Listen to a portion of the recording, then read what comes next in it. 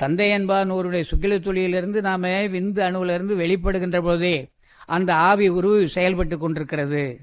அந்த ஆவிதான் இந்த உடலை எடுக்கிறது என்பதை மிக தெளிவுபட எழுதுகிறார். சரி, அந்த ஆவி எங்கிருந்து உருவாகும்? உண்ணுகின்ற உணவினாலும் பருகின்ற நீரினாலும் ஒவ்வொரு மனித தேகத்திலும் அது உருவாகி கொண்டிருக்கிறது. இதை வள்ளல் பெருமான் எழுதுகிறார். மனித தேகத்தில் கோஷத்திற்கு 2.5 அங்குலத்திற்கு மேல், கோஷம்னா உங்களுக்கு தெரியும், ஆண் பிள்ளையினுடைய குறி, பெண் மகளுடைய குறி, அது கோஷம். அந்த கோஷத்தை அங்குலத்திற்கு மேல், கோஷத்திற்கு 2.5 அங்குலத்திற்கு மேல் 4 சதுரமான ஒரு பை உண்டு.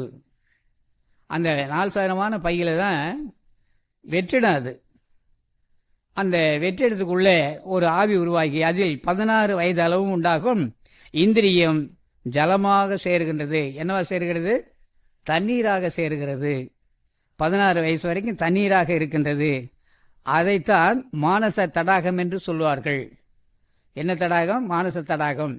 இதுதான் நம்முடைய 6 ஆதாரங்களிலிருந்து ஆதார மையங்கள் மலர்ச்சி அடைந்து ஆதார மையங்களிலிருந்து தோன்றக்கூடிய ஒவ்வொரு அமுதங்களும் ஒன்றாக சேர்ந்து அந்த தடாகத்திலே 6 மையங்களிலே பூத்து அத்தனை அமுதமும் ஒன்றாக சேருகின்ற பொழுது அது ஆறுமுகமாச்சு.